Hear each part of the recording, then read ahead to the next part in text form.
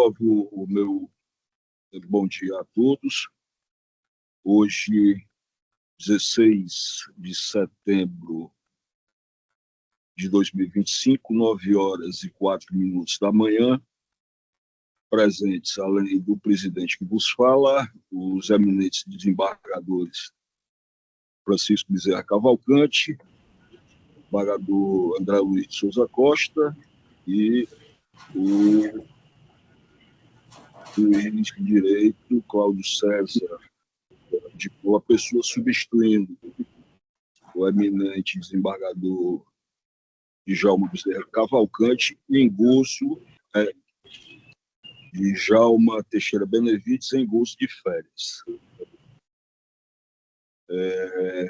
Destaco aí das presenças do doutor Procurador de Justiça, doutor Luciano Pescipó Santana, doutor Carlos Augusto Medeiros, defensor público em segundo grau. Havendo quórum regimental, declaro aberta a 32ª sessão ordinária desta 4ª Câmara de Direito Privado do Egrégio Tribunal de Justiça do Estado do Ceará.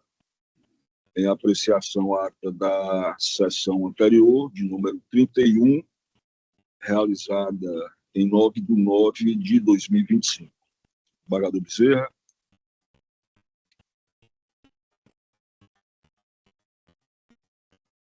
Ata, desembargador Bezerra. Estou de acordo, presidente. Eu também voto pela aprovação. Desembargador André Costa. Pela aprovação, senhor presidente. Desembargador Cláudio Paula Pessoa. De acordo, presidente. Está aprovada. A lista dos processos retirados de pauta e adiados está disponível na tribuna e através do chat da 4ª Câmara. Vamos confirmar os votos provisórios. Desembargador Bezerra. Confirmo, presidente, todos os meus, exceções dos que têm sustentação oral e os outros com exceção de praxe. Perfeito. Eu também vou ratificar os votos provisórios que lancei, à exceção daqueles pendentes de sustentação oral ou destaque por algum dos membros desta corte. Desembargador André Costa. Senhor presidente, ratifico os votos provisórios já lançados, com as exceções de praxe. Desembargador Cláudio Paula Pessoa. Confirmo todos os votos já proferidos anteriormente, excelência. A secretaria, então, pode providenciar os expedientes respectivos. Vamos lá, doutora, comentar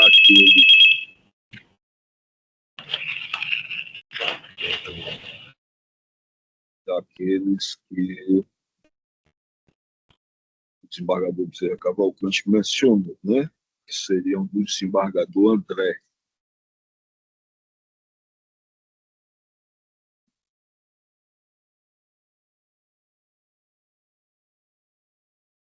Dois.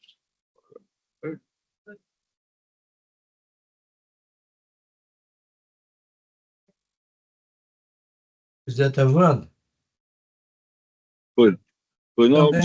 Também do desembargador André, eu queria pedir vista no processo 3.67156/2025, só para ganhar tempo. Certo. PJE. Até mandei avisar aí para a Marina já. Então, Qual o item da pauta, desembargador Bezerra, desembargador presidente? Rapaz, assim de qual eu não sei não. 145, desembargador André. Bom, Faça só o pregão, Marina, só para a gente. Processo número 145, número 3.67156/2025, de relatoria do desembargador André Costa. Tem sustentação? Tem prescrição? Desembargador André, só para que façamos na sequência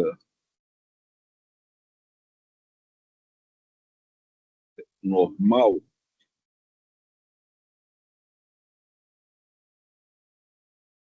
Vossa Excelência leria apenas a cabeça da emenda? Com certeza, presidente. Vou ler agora. Pois não.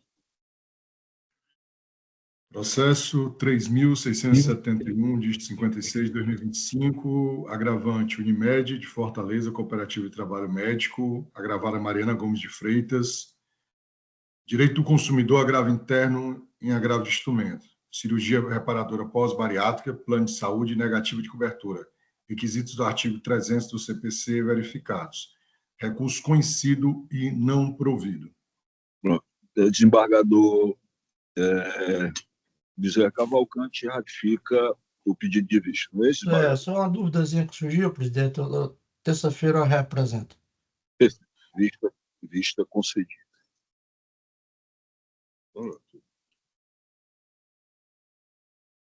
Sim.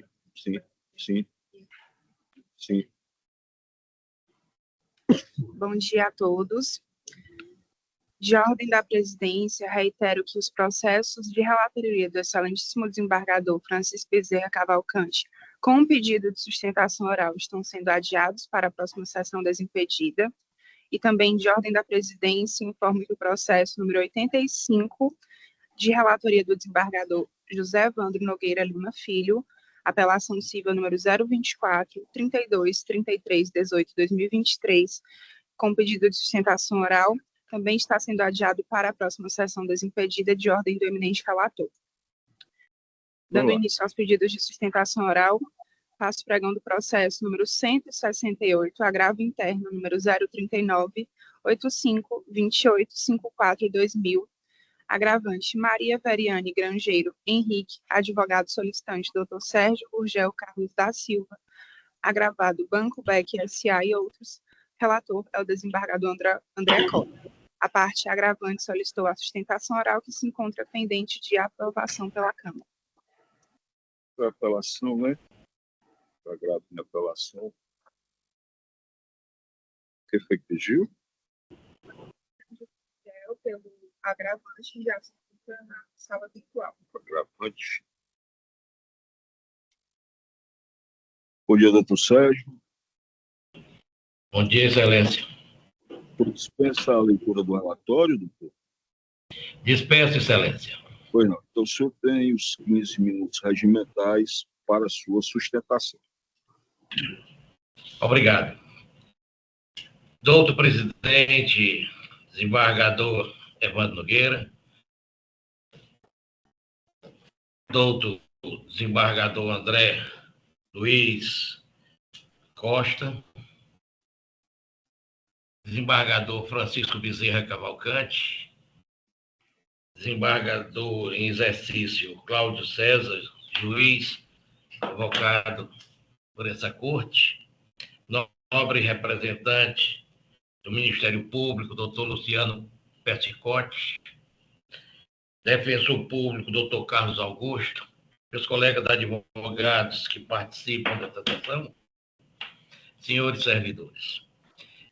A ser submetida a Vossa Excelência um agravo interno, cujo objeto foi um contrato de aquisição imobiliária, financiamento pelo sistema financeiro, então oferecido pelo agente financeiro à época, Banco do Estado do Ceará.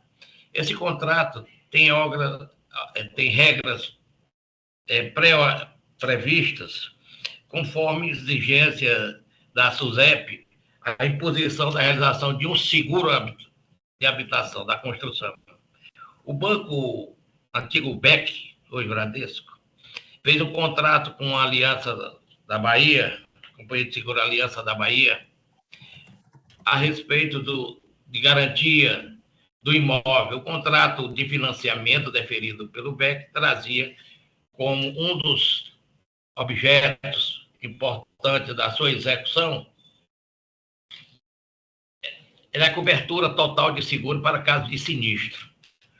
O imóvel, conforme perícia realizada pelo agente financeiro, pela Caixa Econômica, que o financiamento era a Caixa, o BEC era apenas o agente financeiro, e a companhia de seguro aceitou aquela contratação. A perícia foi realizada e constatou danos muito grandes no imóvel, danos verdadeiramente irreversíveis, que determinava, inclusive, que o imóvel fosse desocupado porque estava em risco de vida aos ocupantes daquele imóvel. Tudo isso feito, a companhia de seguro recusou-se a cumprir a sua obrigação.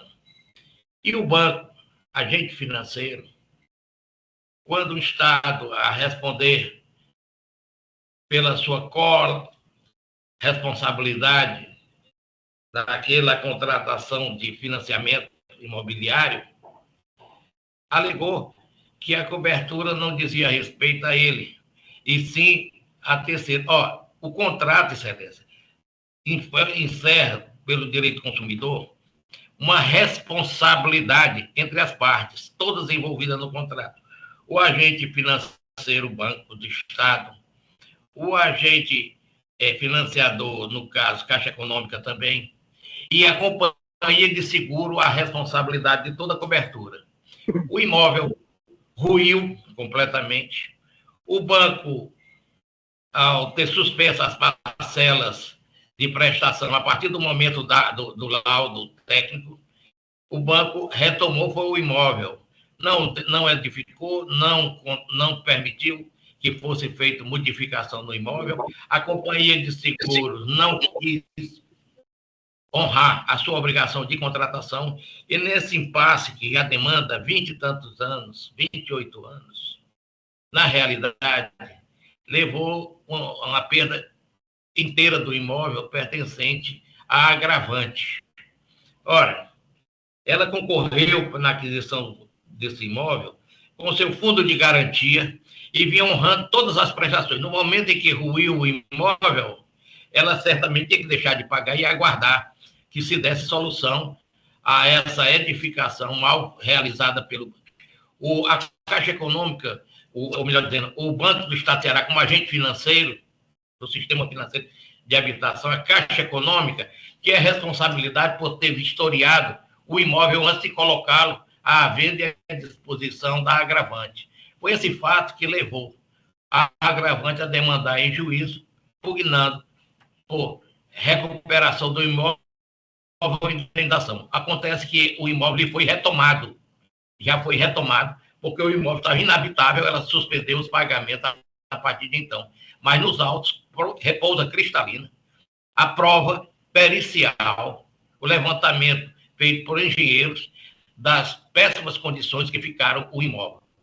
O imóvel não foi um caso da natureza, foi um caso de edificação mal realizada, sem cumprimento das regras técnicas que norteiam as edificações em geral. É por essa razão que ela pleiteia que seja ressarcido em todos os danos por ela vivenciado ao longo desses anos de espera de 27 anos, Excelência.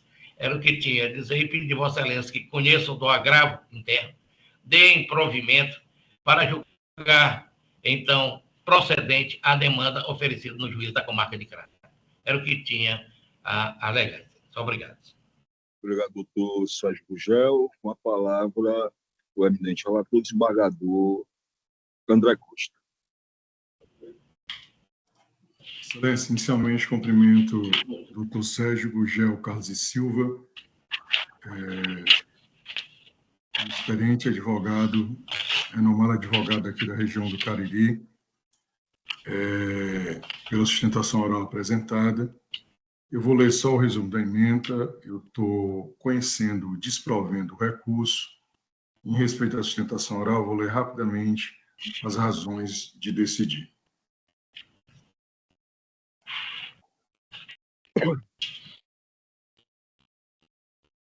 Direito processual civil, direito do consumidor, seguro, agravo interno em apelação não conhecida, ofensa ao princípio da dialeticidade, recurso conhecido, este agravo interno, mas não provido. O princípio da dialeticidade exige que o recorrente exponha de forma clara e objetiva os fundamentos de fato e de direito que justifiquem a reforma da decisão recorrida. As razões da apelação limitaram-se a discorrer sobre a existência de vícios construtivos e sobre a possibilidade de responsabilização direta do fornecedor do serviço, sem impugnar especificamente os fundamentos da sentença, que afastou a solidariedade passiva do banco e da seguradora. Alegações genéricas, transcrições doutrinárias e ausência de correlação entre as razões recursais e os fundamentos da decisão recorrida configura ofensa ao princípio da dialeticidade e ensejam o não conhecimento do recurso.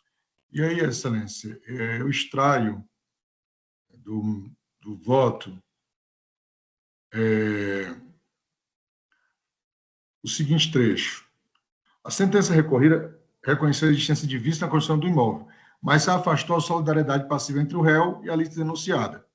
Expôs que a sentença não aprova, abre aspas, não aprova nos autos que o primeiro promovido tenha concorrido com a ação ou omissão para a ocorrência dos danos acometidos no imóvel da autora, pois a relação entre a autora e o réu se resumiu, como alegado na defesa, a concessão de financiamento do imóvel descrito na exordial.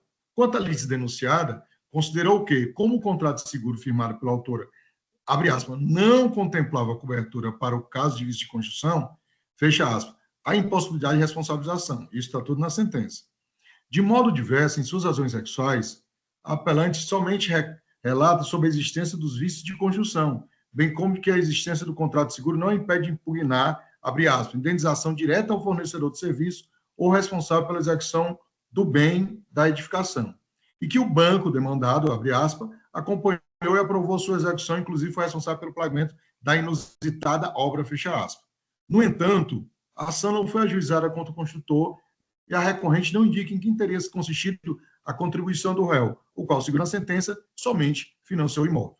Então, Excelência, como não há um rebate específico a respeito dos fundamentos da sentença, foi por isso que, em decisão monocrática, eu não conheci do recurso, e agora, nesse agravo interno, eu estou conhecendo do agravo interno, mas negando o provimento a fim de manter e ratificar a decisão monocrática recorrida. É como vota, Excelência. Oi, desembargador Cláudio Paula Pessoa, acompanha o relator. Desembargador Bezerra Cavalcante. Também, presidente, confirmo o voto provisório para o relator. Proclamo, então, o resultado. Recurso conhecido e não provido. Bom dia ao doutor Sérgio Rugel. Obrigado, Excelência, e peço licença para me retirar da sessão. Bom dia, doutor. Na sequência, faço pregão do processo número 176, apelação civil número 0053-057-37-2021. Apelante, Autoviação Metropolitana Limitada, advogado solicitante, doutora Tatiana Façanha Borges. Apelado, José Vitor Soares de Alencar Lobão. Relator, desembargador André Costa. A parte apelante solicitou a sustentação oral. Doutora Tatiana. Bom dia. Na verdade, deve ter sido solicitado em nome de Tatiana e Rafael Carneiro. Quem vai fazer sou eu, Rafael Carneiro. Perfeitamente. Bom dia, doutor Rafael. Pergunto se o senhor dispensa a leitura do relatório. Sim, Excelência. O senhor tem os 15 minutos regimentais para a sua sustentação. Obrigado. Excelentíssimos senhores desembargadores dessa Egrégia Câmara de Direito Privado, excelentíssimos representantes do Ministério Público, da Defensoria Pública, colegas advogados que nos acompanham, servidores presentes, muito bom dia a todos. Excelências, o caso em questão trata-se de uma ação de indenização decorrente de um acidente de trânsito ocorrido na cidade de Juazeiro do Norte, envolvendo o autor da ação, o senhor José Vitor Soares de Alencar, e a empresa de transporte de passageiros Autoviação Metropolitana Via Metro. Esse acidente, Excelências, ele aconteceu em circunstâncias que a empresa ora apelante entende que não teve na pessoa de ser representante, motorista envolvido no acidente, qualquer responsabilidade. O acidente aconteceu no dia 18 de novembro de 2019, na Avenida José Alves de Figueiredo, quando o motociclista, conduzindo uma motocicleta, o autor conduzindo uma motocicleta, tentou fazer uma ultrapassagem pelo lado direito do ônibus, manobra dita reconhecidamente irregular pelo sistema de trânsito brasileiro. E ao tentar efetuar essa manobra de ultrapassagem pelo lado direito, o motociclista não esperava que, estacionado do lado direito da via, tinha um veículo. E aí o ciclista veio a colidir contra a traseira desse veículo, sofrendo assim as lesões descritas na petição inicial. Essa, Excelência, é a dinâmica que a empresa efetivamente defendeu durante o processo desde a contestação. O autor, por sua vez, afirma que o acidente teria acontecido em razão de que o ônibus teria feito uma manobra de derivação da esquerda para a direita, vindo a chocar-se contra a motocicleta do autor, e após essa manobra ilegal do ônibus, a motocicleta teria colidido contra esse veículo que estava estacionado, e essa é exatamente a controvérsia da lide. Tem-se uma controvérsia acerca do acidente, o acidente aconteceu, contudo, a controvérsia impõe-se aqui quanto à sua dinâmica. O autor entendendo que o ônibus realizou uma manobra irregular, derivando seu veículo da esquerda para a direita da via, e ao assim realizar, teria jogado a motocicleta contra esse veículo que estava estacionado. Já a empresa orapelante que sustenta que não houve sequer contato entre o ônibus e a motocicleta. O ônibus trafegava pela faixa da esquerda, em razão de que, naquele momento, existiam veículos parados do lado direito da via, estacionados, não tendo como o ônibus trafegar pela faixa da direita, e a motocicleta, naquele movimento de pressa, de aceleração muito comum com essa categoria de motoristas, empreendeu essa manobra de ultrapassagem. E, ao assim fazer, foi surpreendida pela existência de um veículo estacionado, vindo a colidir contra esse veículo na traseira. Era um Ford Ka. Inclusive, no processo, Excelências, tem a foto da circunstância em que aconteceu o acidente. Na foto anexada aos autos, pós-acidente, é possível perfeitamente verificar o ônibus parado na via, é possível verificar claramente um veículo Ford Ka sedã branco estacionado do lado direito da via, e a motocicleta exatamente colidida na traseira desse veículo Ford Ka, que corrobora exatamente com o que aqui está sendo defendido, Excelências. E essa narrativa ela não se coloca apenas como uma alegação, ela foi devidamente comprovada nos autos, através de documentos e através também da oitiva de testemunhas. A testemunha arrolada pela empresa, o senhor Francisco Giovanni Duarte do Nascimento, motorista que conduzia o coletivo, quando questionado sobre a dinâmica, ele afirmou: eu vinha no sentido único e de repente senti uma pancada. Eu pensei que era no ônibus. Eu em seguida parei o carro, desci e me deparei com um rapaz no chão com a mão, e a moto tinha se chocado na traseira de um carro branco. Aí, em seguida, chamei o rapaz da empresa para ligar para o Demutran. Acrescentou ainda o motorista do coletivo. No momento, é como eu falei, quando eu desci do carro, eu pensei que tinha sido uma colisão no carro, mas não foi no ônibus. Inclusive, foi um carro pequeno, e quando eu cheguei, a pessoa estava no solo. Então, o motorista deixou muito claro, Excelências, que, na verdade, houve uma colisão. Essa colisão não aconteceu entre o ônibus e a motocicleta. Ela aconteceu entre a motocicleta e o veículo Ford Ka que se encontrava parado na via. E o motivo dessa colisão não decorreu de nenhuma manobra realizada pelo motorista do coletivo.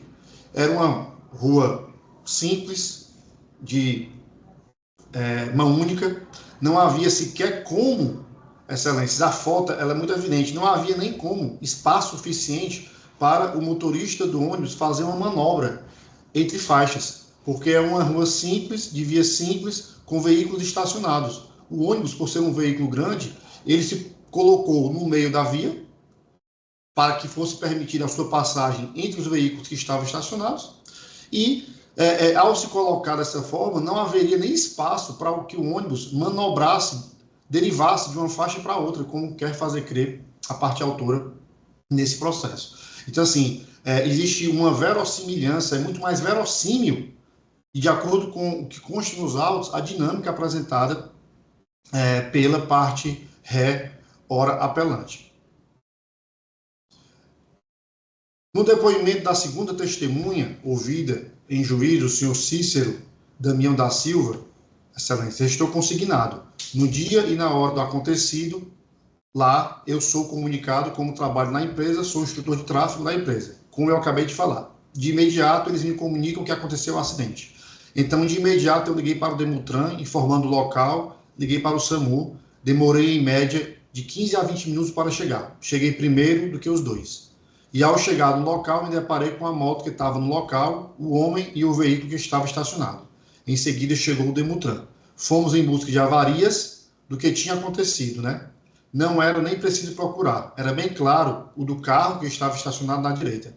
Era visível que estava no chão. Ou seja, naquele momento, procurou-se avarias no coletivo, em razão desse suposto contato entre coletivo e motocicleta, e nenhuma avaria foi encontrada. E uma outra questão relevante, excelências, é que a família do motociclista que se envolveu nesse acidente foi apurado no local e consta, inclusive, no boletim de trânsito lavrado pelo Demutran, que é o órgão de trânsito de Juazeiro do Norte, que a família da vítima do condutor da motocicleta entrou em contato e em acordo com o proprietário do veículo Ford Ka que estava estacionado para ressarcir aqueles prejuízos. Isso foi relatado pela testemunha fiscal da empresa que compareceu ao local, bem como constou no documento lavrado pelo Demutran. Testemunha afirmou: eu fiquei sabendo através do boletim que os familiares do condutor tinham se prontificado a pagar o prejuízo do rapaz do Ford Ka. E no documento, boletim de acidente de trânsito, juntado aos autos, BAT, consta a informação de que os pais informaram que arcaria com as despesas do veículo V1. Veículo V1, na descrição do acidente, era exatamente o veículo Ford Ka que se encontrava no local. Ou seja, não só a prova testemunhal, excelências, como a prova documental e a verossimilhança da dinâmica apresentada indicam que, de fato, o acidente aconteceu pela manobra imprudente, negligente do condutor da motocicleta ao tentar ultrapassar o ônibus pela direita, não imaginando que, naquele momento e naquele local, existia um veículo estacionado. A testemunha arrolada pela própria parte autora, ora apelada, senhora Micaele Furtado Tavares, ela relatou que não tinha certeza se havia tido colisão da motocicleta com algum veículo que estava estacionado na rua, tendo apenas sinalizado que a pancada maior teria sido com o coletivo, quando, na verdade, os documentos do processo, os elementos do processo dizem exatamente o contrário, né? Diverge completamente da prova dos autos. E, excelências, quando indagada essa testemunha do próprio autor pelo advogado por qual lado teria havido a ultrapassagem que ela supôs na dinâmica por ela relatada, a testemunha sinalizou o quê? Eu acredito que seja pelo lado direito. Ou seja, a própria testemunha do autor relatou que houve uma tentativa de ultrapassagem pelo lado direito do veículo, pelo lado direito da via, ocasião em que houve, de fato, esse acidente. Portanto, doutos julgadores, a prova do processo, seja a testemunhal, seja a documental, e muito importante também que seja analisada, excelências, a situação, a fotografia, a dinâmica do acidente em si.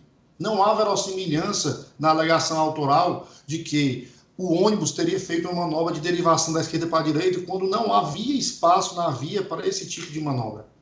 É visível que o ônibus se encontra parado na via após o local do acidente, posicionado no meio da via, em razão da presença de veículos estacionados do lado direito. Tinha esse Ford Ka, que foi envolvido na colisão. Após o Ford Ka, tinha uma motocicleta na perpendicular da via, ocupando a mesma posição ou similar à de um veículo, já que a moto estava na vertical, de forma que não era viável que o ônibus fosse conduzido pelo lado direito, ou muito menos que fizesse uma manobra de derivação da esquerda para a direita. A única realmente justificativa e plausibilidade, viabilidade do acidente ter acontecido pelos elementos do processo, ausência de danos no coletivo, circunstâncias da via, é a tentativa de ultrapassagem do motociclista, ora apelado pelo lado direito da via. O que, portanto, chama para o próprio condutor da motocicleta a responsabilidade pelo acidente, o que caracteriza, nesse caso concreto, excelência, a culpa exclusiva da vítima. Ainda que se trate de uma responsabilidade objetiva de uma empresa de transporte público de passageiros, a culpa exclusiva da vítima é um dos elementos, uma das caracterizações de exclusão dessa responsabilidade em razão da quebra desse nexo causal, transferindo o ato ilícito da empresa para a própria vítima envolvida no acidente. Por essas razões, doutos julgadores, aqui se entende que, pela necessidade de reforma do julgamento, necessidade de reforma da decisão de primeira instância, que não analisou em detalhe esses elementos de prova aqui colacionados, para que haja uma reforma integral da sentença, responsabilizando integralmente o condutor da motocicleta pelo acidente e, consequentemente, julgando improcedente a demanda. Ainda que Vossas Excelências não entendam dessa forma, ainda que Vossas Excelências entendam pela manutenção da responsabilidade da empresa de transporte no caso concreto, é importante que fazer alguns apontamentos acerca da condenação fixada. A condenação fixada em primeiro grau restringiu-se a danos materiais no valor de R$ 4.320, uma pensão calculada de acordo com a suposta incapacidade do autor para o mercado de trabalho, danos morais e danos estéticos no valor de R$ 15.000 somados. E aqui o meu apontamento principal, Excelência, vai no tocante a essa pensão fixada por um período de suposta incapacidade do autor para o exercício de suas atividades laborais. Restou comprovado no processo, Excelências, que o autor se qualificava, se apresenta como empresário, isso também foi objeto de prova nos autos. Né? A atividade exercida pelo autor, portanto, que é a atividade empresarial, pelo tipo de lesão sofrida por ele, que foi uma lesão na mão direita, foi uma lesão na mão esquerda, inclusive não é a sua mão predominante, conforme restou comprovado no laudo médico pericial, no laudo pericial feito no processo, não ensejaria a sua incapacidade para o exercício dessa atividade laboral. Né? Portanto, o fato do autor ter sofrido uma lesão na sua mão esquerda não dominante, o fato do autor exercer uma atividade empresarial, o fato dessa lesão, ainda que tenha causado algum tipo de restrição na função da mão esquerda, ela não gerou uma incapacidade laboral para a atividade exercida pelo autor. Inclusive, a própria perícia, ela constitui... O senhor tem menos de 1 minuto. Obrigado, Excelência, eu concluirei nesse tempo. A própria perícia, ela atesta a possibilidade de recuperação do autor, né, que a sua lesão é suscetível à recuperação conforme item 12 da perícia e demais características. O autor é uma pessoa nova, 24 anos, etc. Então, assim, há também a necessidade de definição, nesse caso, se de fato houve ou não uma incapacidade para a atividade exercida pelo autor, o que entende a empresa é que não. No mais, Excelências, aqui é rebater a questão dos danos morais e estéticos fixados, requerendo a sua exclusão, bem como, por fim, a dedução do seguro DPVAT, que não foi deferido na origem, considerando, inclusive, que o autor sofreu um tipo de lesão e também requeriu danos materiais que foram deferidos no processo. Dito isso, encerro a minha fala, agradecendo aqui a atenção de Vossas Excelências, requerendo provimento do apelo, seja na questão de mérito, quanto à dinâmica do acidente, seja nas questões secundárias expostas e colocadas no recurso de apelação. Obrigado, Excelência. Pois não. Com a palavra, o eminente relator, desembargador André Costa.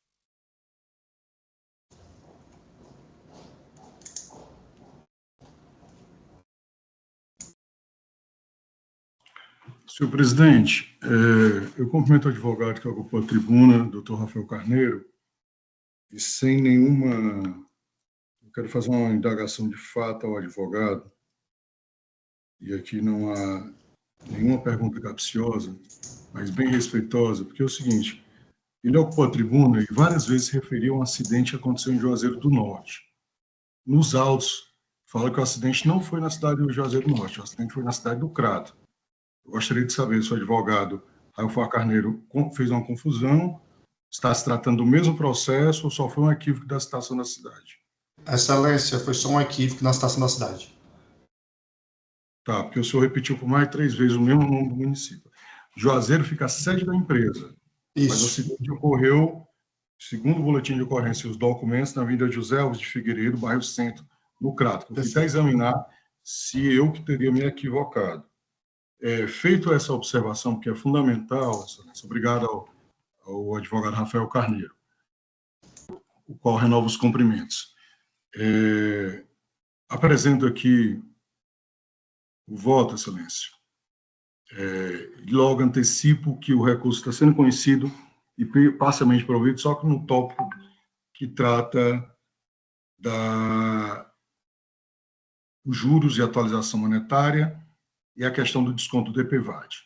Eu vou ler a ementa, que eu acho que é suficiente para resolver o caso. Tem vários documentos nos autos, a pessoa vitimizada chegou, inclusive, a ser transferido a receber tratamento no Instituto José Frota, em Fortaleza, do acidente que aconteceu na cidade do Crato. Direito civil, apelação, ação indenizatória, acidente de trânsito, transporte coletivo, manobra irregular, responsabilidade objetiva configurada, indenização por dano material e moral, razoabilidade e proporcionalidade, dedução do seguro DPVAT, possibilidade, pensionamento, obrigação de trato sucessivo, juros e atualização monetária a partir do vencimento, recurso conhecido e parcialmente provido. Razões de decidir. A empresa concessionária de serviço público tem responsabilidade objetiva por danos causados durante a execução da atividade, por aplicação da teoria do risco administrativo, disposto no artigo 37, parágrafo 6º da Constituição Federal Brasileira. Constatar a existência de provas robustas, tem tanto provas documentais como testemunhais, a quais contrapõem as testemunhas citadas pelo advogado na tribuna, inclusive nos autos. Constatar a existência de prova robusta capaz de afastar a alegada tese recursal de culpa exclusiva da vítima, as quais demonstrem em verdade que o fato decorreu de conduta do preposto da apelante, o qual procedeu com a mudança de faixa sem os cuidados necessários. Manutenção do dano material. O autor comprovou, por meio de recibo, seus gastos com sessões de fisioterapia decorrentes do acidente. 6. Tratando-se de acidente de trânsito, o seguro obrigatório do DPVAT deve ser deduzido da condenação ao pagamento de indenização por dano material, consoante súmula 246 do STJ. 7. A valorização da compensação moral deve ser apurada mediante prudente arbítrio do juiz, motivado pelo princípio da razoabilidade e observar a gravidade e a repercussão do dano, bem como a intensidade e os efeitos do sofrimento. A finalidade compensatória, por sua vez, deve ter caráter didático e pedagógico, evitando o valor excessivo ou ínfimo, objetivando desestímulo à conduta lesiva. Considerando a peculiaridade do caso concreto, o valor indenizatório de R$10.000 arbitrado na sentença pelo juiz do primeiro grau não deve ser diminuído, pois se mostra razoável para indenizar o autor pelos danos que sofreu, além de servir como caráter pedagógico à apelante. O Superior Tribunal de Justiça entende que é cabível o pensionamento nos limites da redução da capacidade de trabalho do acidentado. Desse modo, não se faz necessária a perda completa da capacidade avaliativa do autor, para fazer jus à indenização por dano material consistente em pensão mensal. Nos termos do artigo 54, também do STJ, abre aspas, juros moratórios fluem a partir do evento danoso, em caso de responsabilidade extracontratual. Todavia, em se tratando de obrigação, no caso de trato excessivo, a fluência dos juros deve ser contada com base em cada vencimento, mês a mês. Recurso conhecido e parcialmente provido. E a parte dispositiva, senhor presidente e demais colegas, em face do exposto, com esse, dou parcial provimento ao recurso para determinar que o termo inicial de incidência de juros e correção monetária do valor da pensão mensal seja da data do vencimento de cada parcela, e autorizar a dedução da indenização por dano material, o valor referente ao seguro obrigatório do DPVAT. É como vota, excelência. Obrigado. Pois não, desembargador André. Desembargador Cláudio Paula Pessoa. Senhor presidente, desembargador André, desembargador Francisco Bezerra, senhor procurador, doutor Luciano Persicotti, doutor Carlos Augusto, defensor público, senhor advogado, doutor Rafael Carneiro.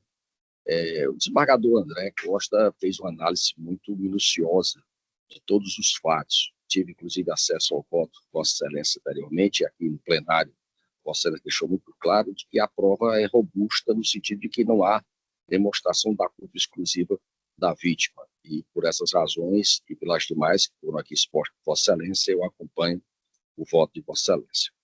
Desembargador Bezerra Cavalcante.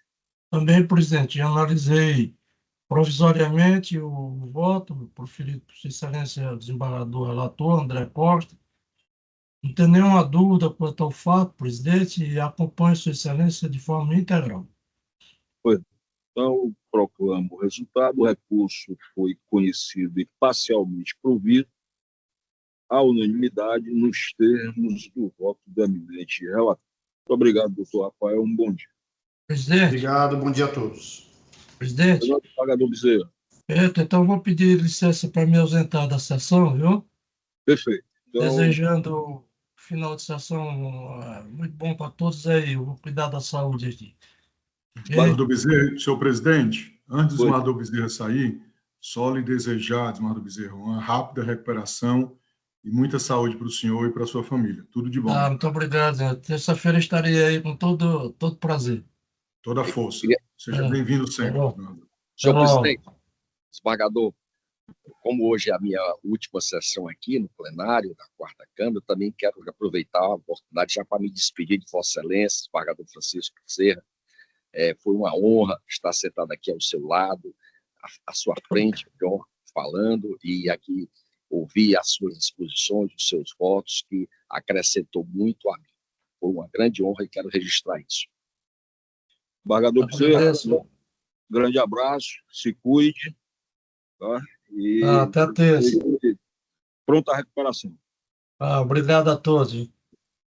Até a próxima. Vamos lá.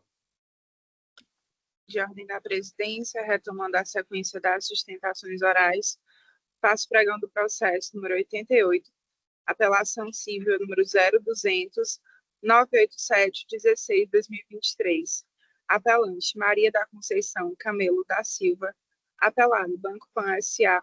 Advogados solicitantes Dr. Rafael dos Santos Campos, Dr. Dimas Eduardo de Vasconcelos, doutora Daniele Silva do Nascimento, Dr. William Ribeiro Salvador de Andrade. Relator desembargador José Evandro Nogueira Lima Filho. A parte apelada solicitou a sustentação oral. Os advogados mencionados. Bom dia, excelências. Meu nome é Kaline, eu estou substituindo os advogados para o subestabelecimento nas autas. Já foi juntado, doutora Kaline? Foi sim, doutora. Confira.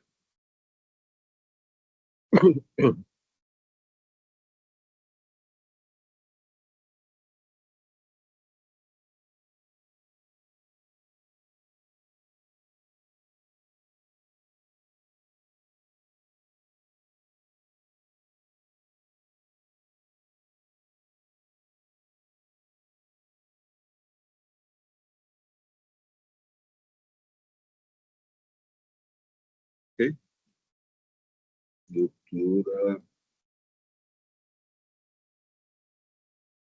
Doutora Kaline Moura, bom dia, doutora. Bom dia, excelência. A senhora dispensa a leitura do relatório? Dispenso sim, excelência. A senhora tem os 15 minutos regimentais para sua sustentação. Obrigada, excelências. Foi. Desembargador presidente, demais desembargadores e membros dessa Câmara, bom dia. Como falei, me chamo Kaline Moura Barbosa, sou inscrita na OAB de Pernambuco, sob o número 54.371, e estou aqui representando o recorrido, o Banco Pan. Excelências, o presente processo se trata de um contrato de empréstimo consignado, devidamente assinado e instruído com os documentos pessoais da parte autora, sem qualquer indício de vício ou irregularidade. O valor contratado foi disponibilizado via TED, diretamente para a conta de titularidade da própria autora, junto ao Banco do Brasil. Portanto, excelências, não há dúvida, houve contratação válida com depósito legítimo em benefício exclusivo da parte que agora tenta desconstituir o negócio. A sentença de primeiro grau foi extremamente criteriosa. Reconheceu não apenas a validade do contrato, mas também que não houve coação, erro, dolo ou qualquer outro defeito que pudesse macular a manifestação de vontade. Como destacar ainda, excelências, que a autora ajuizou outras 2 ações idênticas contra o Banco Pan, alegando igualmente suposta fraude em contratos de mesma natureza. Trata-se de clara tentativa de manipular pedidos indenizatórios, o que levou o juiz a reconhecer a litigância de má-fé, impondo-lhe a penalidade legal. E é importante frisar que não se trata de mero exercício de direito de ação, mas sim de alteração da verdade dos fatos, buscando vantagem manifestamente indevida. Excelências, o que se vê é uma conduta contraditória. a parte autora recebeu os valores em sua própria conta bancária, usufruiu deles e, anos depois, vem alegar desconhecimento da contratação. Tal postura viola o princípio da boa-fé objetiva. A tese de fraude, portanto, não se sustenta. O Banco Pan agiu em estrito exercício regular de direito. A cobrança das parcelas não decorreu de ato ilícito, mas do cumprimento de um contrato regularmente firmado e cumprido. Além disso, a ação foi proposta em 2023, mais de 5 anos após a disponibilização do crédito, quando já operada tanto a decadência quanto a prescrição quinquenal. Não se pode permitir que, após tanto tempo de inércia, uma parte se beneficie da própria falta de diligência para rediscutir um contrato do qual usufruiu. Ressalta-se ainda que não há qualquer prova de que a parte autora seja incapaz ou não tivesse condições de contratar.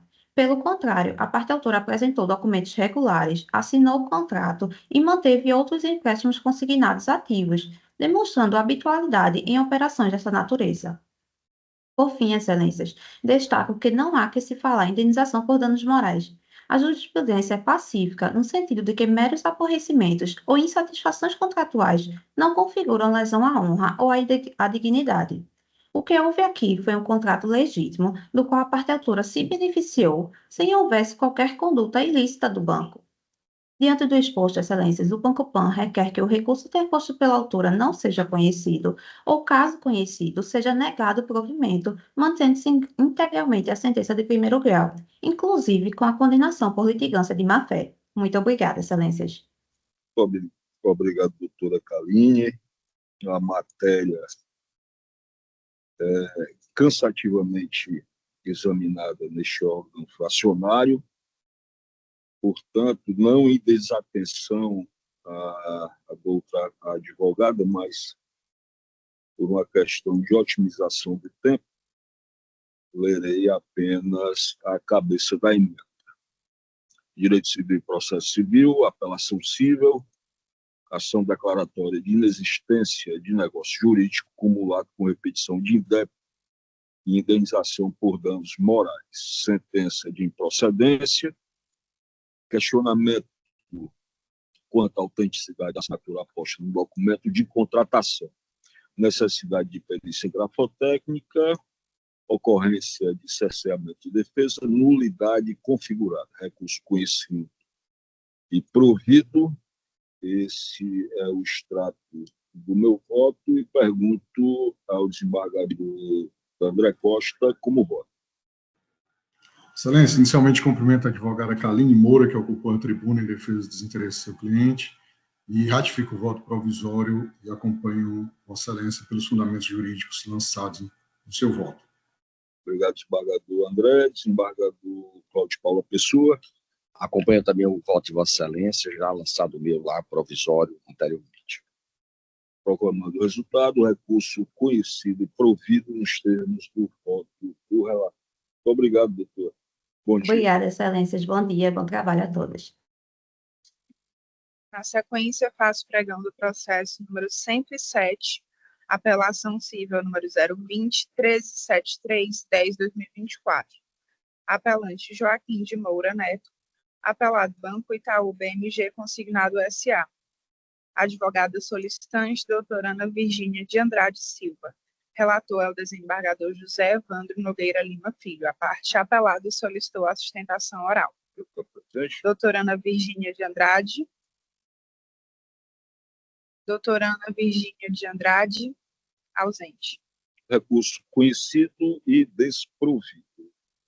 Pergunto ao desembargador André Costa se ratifica o voto provisório.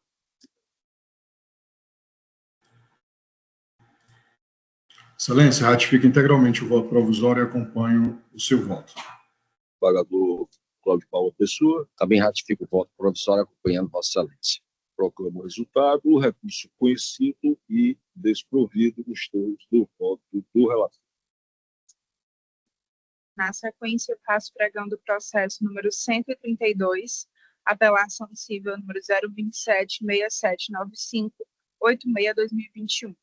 Apelante Christian Lúcio Barreto, advogado solicitante, Dr. Ciro Alexandre de Carvalho. Apelado China Construction Bank, Brasil e outros. Relator o desembargador José Evandro Nogueira Lima Filho. A parte apelante solicitou a sustentação oral. Dr. Ciro Alexandre. Dr. Ciro Alexandre. Bom dia, excelências, bom dia a todos. Eu solicitei no meu nome a sustentação oral, mas quem vai fazer é o Dr. Lucas, que também se encontra na sala. Meu sócio.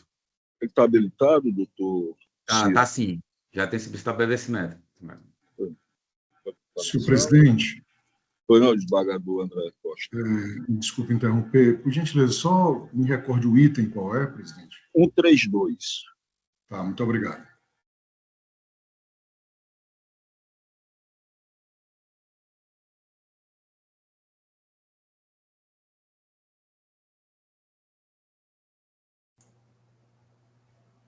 Habilitado? Ele está na sala?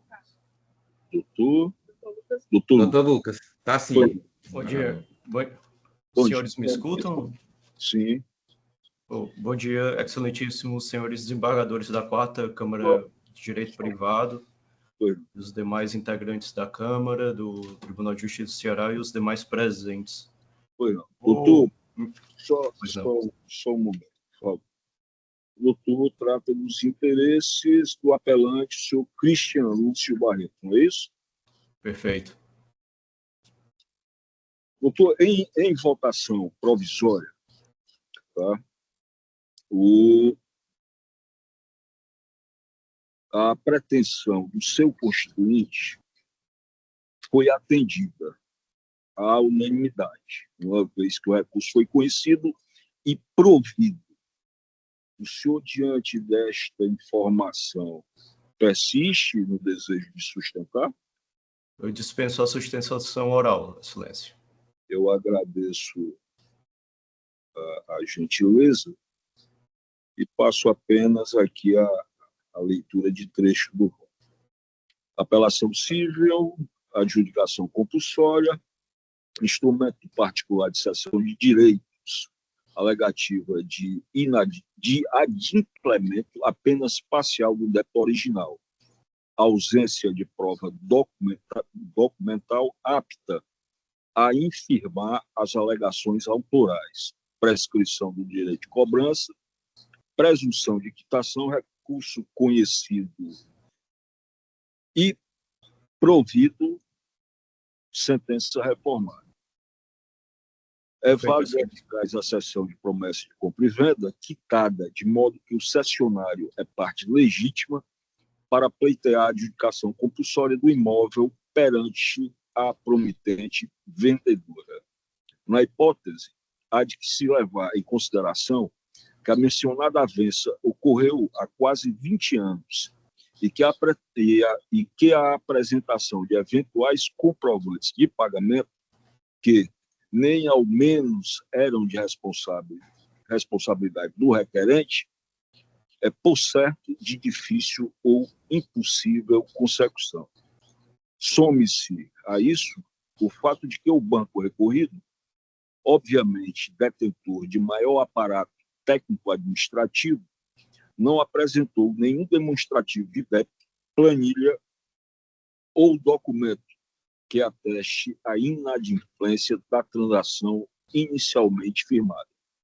Em todo caso, embora a principal tese de defesa tenha sido o não cumprimento do pacto, inexiste prova de que tenha sido proposta qualquer ação pela instituição financeira para exigir o pagamento do preço, pleitear a rescisão do trato ou mesmo para fins de retomada do imóvel. Logo, a dívida, se existente, encontrar-se-ia prescrita nos termos do artigo 206, parágrafo 5º, inciso 1 do Código Civil. Por essas razões, eminentes pares, é que conheço do recurso para dar-lhe provimento. Esse é o meu voto e pergunto ao desembargador André Costa se ratifica o voto provisório. Excelência, essencialmente eu cumprimento o advogado Lucas Pinto Barbosa, que ocupou a tribuna, ratifico o voto provisório, o qual já tinha lido a proposta de voto de Vossa Excelência e acompanho integralmente. Desembargador Cláudio Paulo Pessoa. Acompanho o voto de Vossa Excelência. Proclamo o resultado. O recurso conhecido e provido nos termos do voto do relator. Eu agradeço e desejo um bom dia aos advogados. Agradeço, Excelência. Bom dia a todos. Bom dia, Excelências. Pendência. Encerradas as sustentações, vamos às pendências.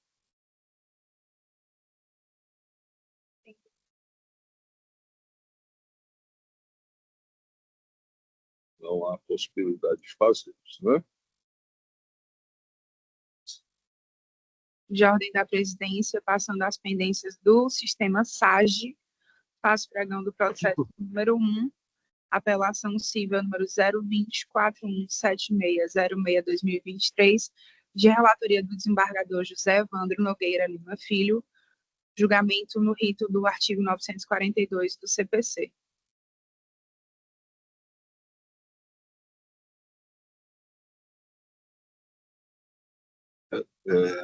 Com relação a esses recursos com técnica de julgamento ampliado, não há condições de realização do julgamento nessa sessão, haja vista o problema de saúde relatado pelo desembargador Francisco Bezerra Cavalcante, razão pela qual fica o mesmo adiado. Nós poderíamos retirar, Maria, e reincluir. Eu vou conversar com você sobre aqueles 16 processos, como é que nós vamos apresentá-los a julgamento. Os dois são da mesma matéria, com técnicas. Os dois estão julgamento estendido. Perfeito. Então, vamos retirar de pauta ambos. Faça só o pregão do Processo número 1 retirado de pauta e, de igual forma, o processo número 2 da pauta SAGE, apelação civil número 0012-56297-2017, também sob o rito do artigo 942. Foi. Sim. Ambos retirados de pauta de ordem do eminente relator.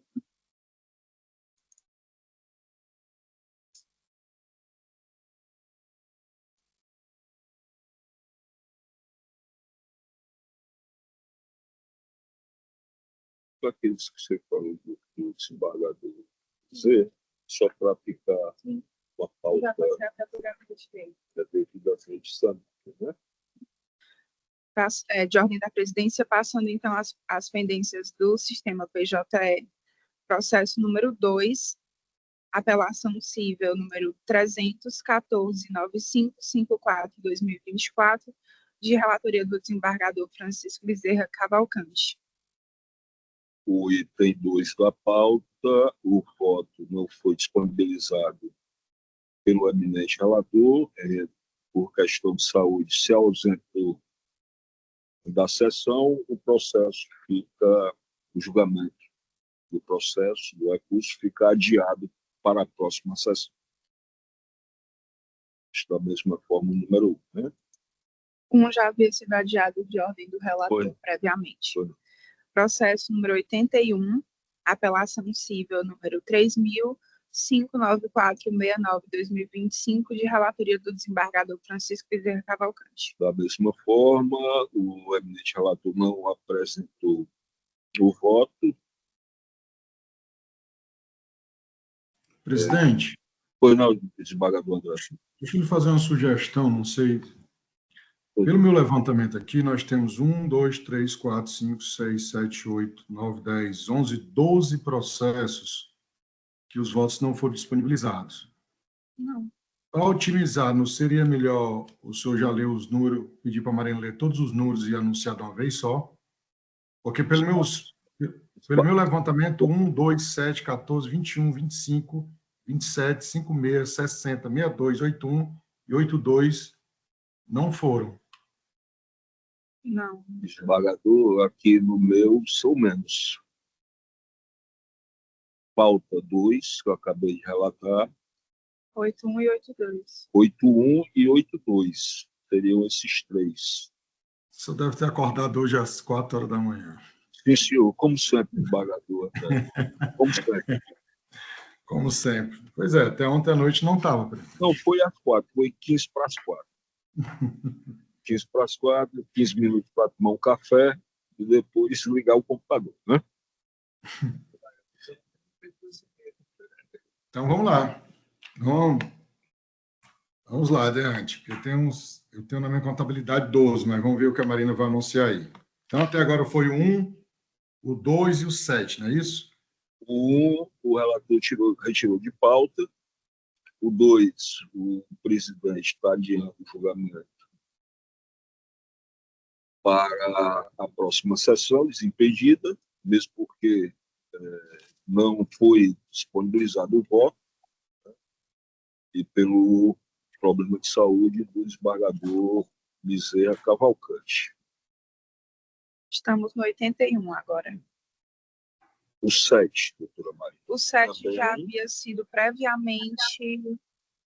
Deixa eu verificar aqui. O 7 foi previamente retirado de pauta pelo relator. Perfeito. O 14. O 14, excelência, de igual forma, retirado de pauta pelo relator. O 21. Também, retirado de pauta pelo relator. O 25. De igual forma, excelência. Retirado de 27. pauta. Retirado de pauta de ordem do relator. O 56. 56 também, excelência. O Retirado de 60. pauta. Também, de igual forma. Retirado de pauta. O 62, então, foi de igual forma, então. 62. Isso. Perfeitamente. Retirado de pauta. Tá. Ficou algum pendente, desembargador André? O 81 e o 82. De voto do senhor. O 81 e o 82 estão nas nossas pendências, excelência. Vamos a eles? Eu já fiz até o pregão do 81. Pois não. O 81 não me aparece, doutora Maria. Porque não foi disponibilizado o voto. O recurso pautado sob o número 81, de igual forma, não foi disponibilizado, o voto não foi disponibilizado pelo eminente relator, ficando, pois, adiado para a próxima sessão. Processo número 82, conflito de competência civil número 300, 337372-2025, de relatoria do desembargador Francisco Bezerra Cavalcante. Também não disponibilizado, ficando adiado o julgamento para a próxima sessão da Câmara.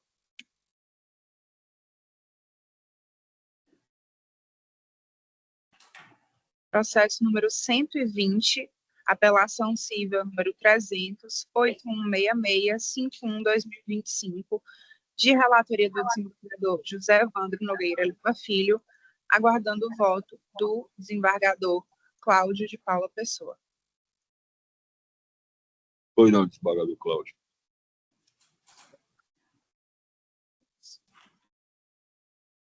Sim, então.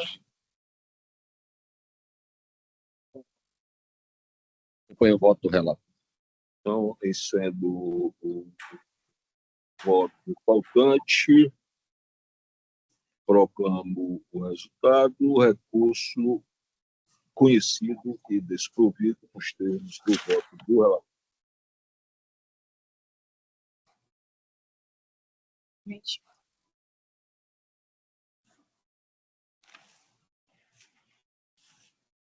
Processo número 135, apelação civil número 0200-47542-2023, de relatoria do desembargador José Evandro Nogueira Lima Filho, com vista para o desembargador André Luiz de Souza Costa. É mesmo, desembargador André?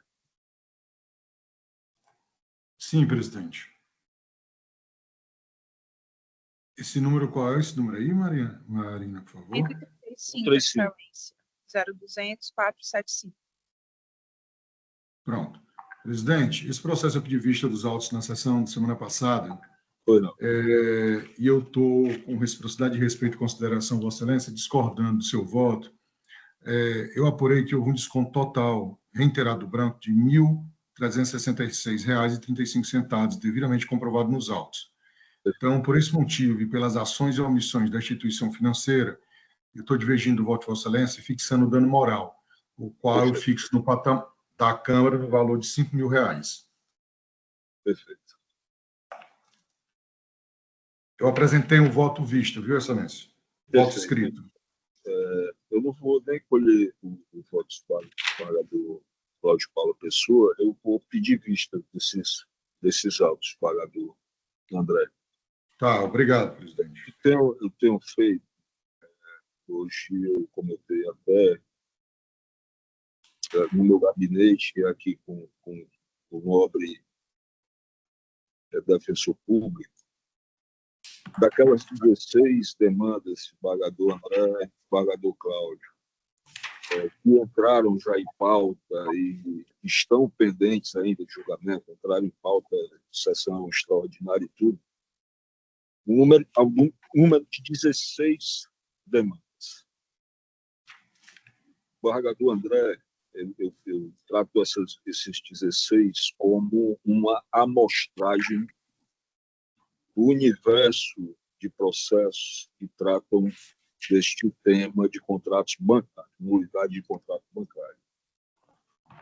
Desses 16 processos, contando os autores, os demandantes e os advogados que subscrevem a inicial nesses 16 processos, eu encontrei um universo de 5.000 processos, isso eu estou falando por baixo, tramitando no primeiro grau, né, e em sede de segundo grau, a grosso modo,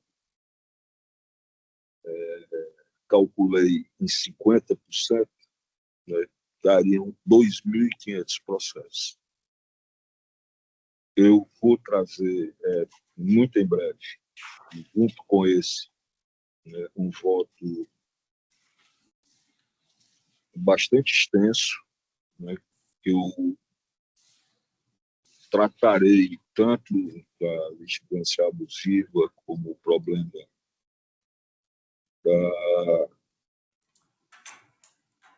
do dano in re ipsa, do punitivo damages, né?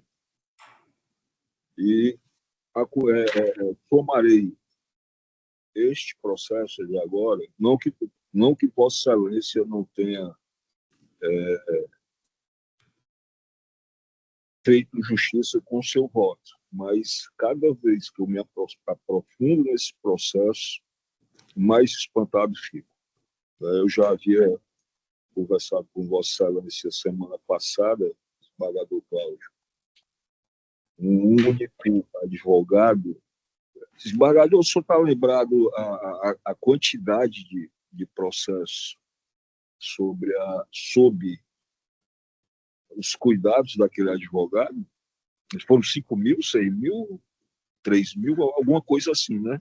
Acho que são 3.048, tem 279 na segunda instância, mas aproveitando a deixa do senhor, acho que a grande tarefa nossa, desembargador Evandro, é saber separar o que é litigância abusiva, o que é litigância de má-fé e o que é litigância de massa.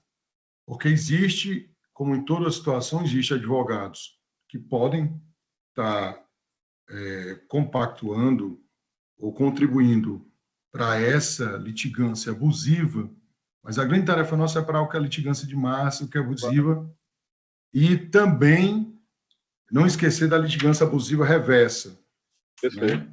Eu acho importante o senhor trazer esses votos, porque vai ter vários parâmetros, né? Porque nessas questões de empréstimo consignado, tem várias situações, o senhor mesmo já anulou, acho que uns 2 ou 3 processos aí por ausência de perícia grafotécnica, né? Não é uma questão fácil, tem um volume de processo, empréstimo consignado, plano de saúde, tem algumas demandas que são, né, o que toma conta do direito privado mesmo, com muita demanda. Eu acho importante o estudo que o senhor está fazendo e sempre feito de forma dialogal. E eu tenho tentado, já conversamos muito, nessas questões que eu vejo que não há o dano, não fixá-lo. Mas na hora que eu vejo condutas repetitivas do banco, das instituições financeiras, a gente já tem aqui, que eu estou aqui nessa sessão desde fevereiro de 2024, já tem várias decisões que nós já tomamos que me parece deveria desestimular as instituições financeiras, aqui sem nominar nenhuma, a insistir em certas demandas, mas continuam insistindo e atolando o nosso acervo. O voto, desembargador, vai ser bastante denso, eu garanto tratar com a inteligência de Vossa Excelência, mas eu vou tentar, dentro de um voto, trazer os vários aspectos, né, que nós, há tempos, estamos discutindo. Né? Inclusive, processualmente falando, algumas questões legais mesmo. Tá? Vou tentar condensar num voto só, e isso serve de parâmetro para uma discussão que certamente vai ser muito proveitosa. Tá bom? Em breve, eu fechei essa minha estatística, foi uma curiosidade, né? Dentro dessa amostragem que eu tinha lá disponível, aqueles processos 16 que entraram e saíram de pauta já por mais de 2 vezes. Dentro de um deles, eu vou trazer esse voto mais substancioso. Ótimo. Esse 135 fica com vista para voto, né? Pois bem. Processo número 136, apelação civil número 300, 2259, 27/2024, de relatoria do desembargador José Evandro Nogueira Lima Filho, com vista para o desembargador André Costa. Senhor desembargador André. Esse é o 300.2259, dígito 27, não é isso, Marina? Isso.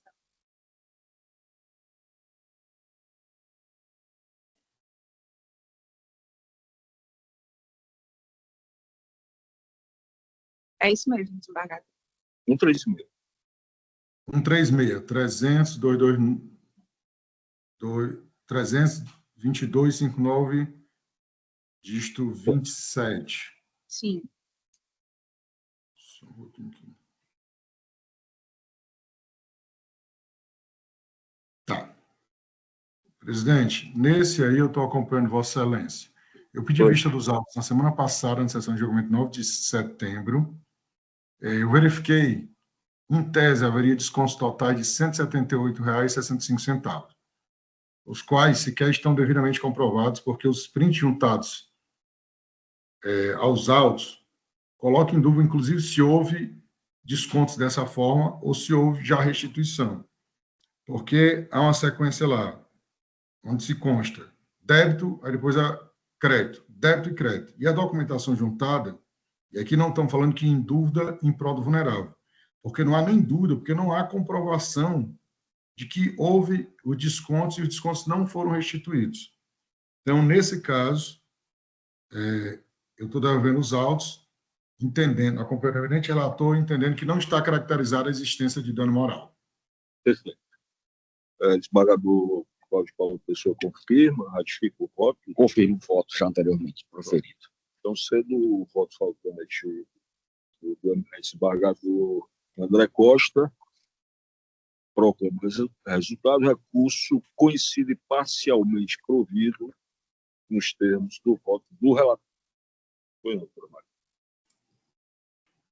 Encerramos os julgamentos, né? hoje me despeço,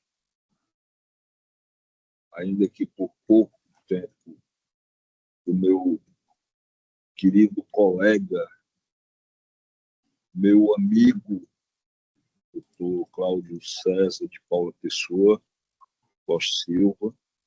Agradeço a participação dele como julgador nesse órgão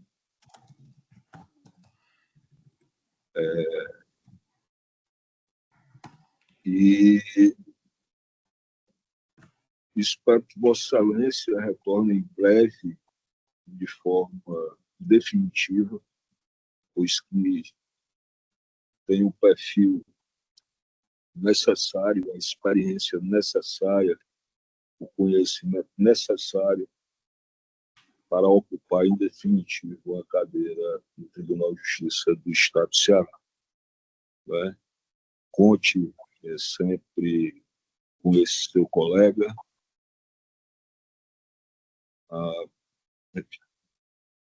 Repetindo, um prazer, uma honra ter Vossa Excelência participando dos trabalhos dessa Quarta Câmara de Direito Privado. Saúdo a todos, desejando um bom restante de semana, com saúde, paz, e as coisas parecem que estão cada vez mais difíceis, tenebrosas.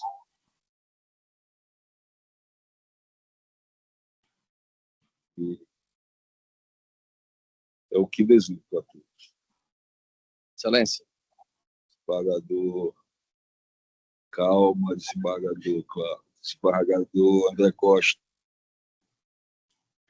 Excelência, aproveito a oportunidade para comentar também o juiz convocado, Cláudio de Paula Pessoa, pelo tempo, curto tempo que ele teve com a gente, faço os mesmos votos que Vossa Excelência apresentou, logo ele se torne um colega nosso aqui no tribunal, também desembargador, e possa contribuir com a sua trajetória, a sua experiência, independente de sua presença aqui na Quarta Câmara de Direito Privado. Vamos continuar dialogando, é sempre bom reencontrar os bons professores, né? Ainda que anos depois. De qualquer forma, tudo de bom. Dr. Cláudio Paula Pessoa, seja sempre bem-vindo. Presidente, cumprimentá-lo mais uma vez pela condução da sessão. Infelizmente, hoje, nosso colega decano está acometido, né, de doença, e o seu estado de saúde não está muito bem. Infelizmente, não vamos poder julgar todos os processos, pedimos uma compreensão do jurisdicionado, das partes, e certamente nas próximas sessões os julgamentos serão todos concluídos. Quero cumprimentar o doutor Luciano Persicotti, nosso procurador de Justiça, representante do Ministério Público, doutor Carlos Augusto, nosso defensor público, os advogados e advogadas, doutora Marina Braga, nossa secretária da Quarta Câmara, que sempre o seu imprescindível apoio, e também toda a turma do apoio aí que não aparece aqui, mas que faz acontecer essa sessão. Presidente, lhe desejo uma ótima semana, um bom dia para todos, uma ótima semana para todos e muita saúde. E até a próxima, presidente. Até a próxima, desembargador Cláudio Paula Pessoa, pela ordem. Obrigado, Excelência. É só apenas para externar meus agradecimentos a Vossa Excelência pela forma como me recebeu, o desembargador André Costa também, desembargador Bezerra, o corpo de funcionários da Quarta Câmara, Marina, pela forma como me receberam, todo o procurador, doutor Luciano, doutor defensor público aqui no presente também, Carlos Augusto, e dizer a Vossas Excelências, como colocou aqui o desembargador André Costa, o professor virou aluno, né? Hoje eu estou como aluno e Vossas Excelências são os meus professores. E eu aprendi muito nesse curto período que estive aqui, com os votos de Vossa Excelência. Sou testemunha do empenho e de todo o cuidado que Vossas Excelências têm na análise dos recursos, das provas, para buscar realmente que a justiça seja feita, né? Nós vimos aqui o doutor André, desembargador André, aqui após a sustentação oral, em diversos momentos, pedindo vista do processo para analisar melhor o processo depois da sustentação oral, que se demonstra realmente o interesse e o cuidado de se fazer justiça e não se cometer injustiça. Então, eu sou testemunha realmente do cuidado que Vossa Excelência tem E Vossa Excelência na presidência foi algo brilhante. Né? Fiquei realmente impressionado como Vossa Excelência conduz a quarta Câmara de Direito Privado, a forma como Vossa Excelência se comporta como presidente. Realmente foi uma grande lição e um exemplo que deve ser seguido por todos os outros colegas quando assumir essa cadeira de presidente, a forma como Vossa Excelência conduz, o respeito que tem aos advogados, às partes e aos seus colegas. Então, só tenho aqui muito obrigado a deixar aqui. Foi uma grande honra poder sentar nessa cadeira aqui, participar dessa sessão. Muito obrigado, presidente. Vossa Excelência, que me conheceu há algum tempo atrás, deve ter ficado surpreendido, porque me parece que o tempo me deu paciência, muita paciência.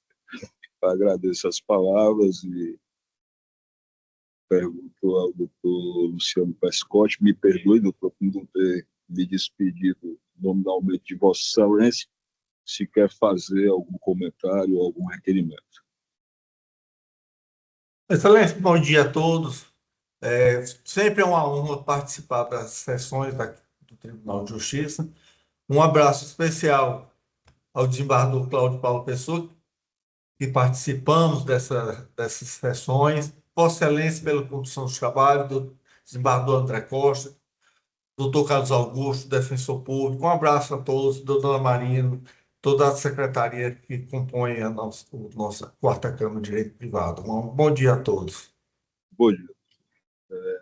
Doutor Carlos Augusto. Bem, externando, obrigado pela palavra, bom dia a todos e a todas. Também externar o prazer de ter esse convívio com o doutor Cláudio Paulo Pessoa, juiz convocado e quase embargador. Talvez, não sei, né? Mas talvez daqui, eu acho que eu conheço há mais tempo, né? 2 ex-alunos, desembargador André e doutor Luciano Pescotti, mas eu conheço, como eu falei para ele, que a minha irmã tem uma amizade com ele também, e já faz muito tempo. Então, e talvez, né, doutor, ainda bem que não apareceu mais ex-alunos, né, porque o doutor estava preocupado com a história da idade. O senhor esqueceu de me colocar no número. É verdade. Ex-aluno também? Sim. Aí foi. Nossa, então 3, é porque eu só me lembrei do desembargador André e do doutor Luciano.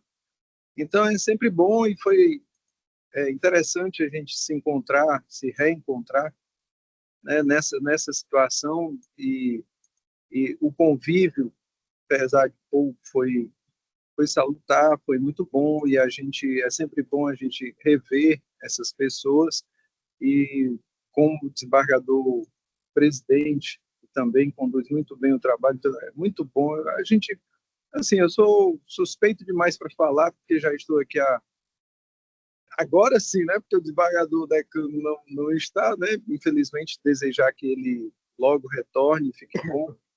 Mas eu sou o mais antigo aqui da Câmara. E aí, assim, desejar que também Vossa Excelência venha logo para ser desembargador e abrilhante com o seu conhecimento para cá. E dizer ao doutor Luciano Pescotti que é bom também o convívio, que a quarta Câmara a gente aprende, a gente tem esse convívio, é uma família, eu considero uma família, são pessoas muito boas, iluminadas, graças a Deus, né, onde eu passei, onde Canindé, Cascavel, Horizonte, 14ª Vara de Família, e agora aqui no tribunal, eu só tenho a agradecer a Deus, porque sempre colocaram pessoas iluminadas perto de mim. Então, agradecer a doutora Marina, Romélia, Lidiana, pessoal do apoio, não sei se é o Lúcio ou é o Edson, acho que não vi o Edson, e ao militar aqui presente, desejar a todos uma boa semana, que a gente tenha paz, saúde, e estejamos aqui na próxima terça-feira, com a graça de Deus, completo, né? Com o desembargador Djalma e o desembargador Bezerra. Obrigado, presidente.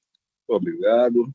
Agradecendo a minha espetacular doutora Marina, minha espetacular secretaria, pessoal da técnica, policial militar, declaro encerrada a sessão.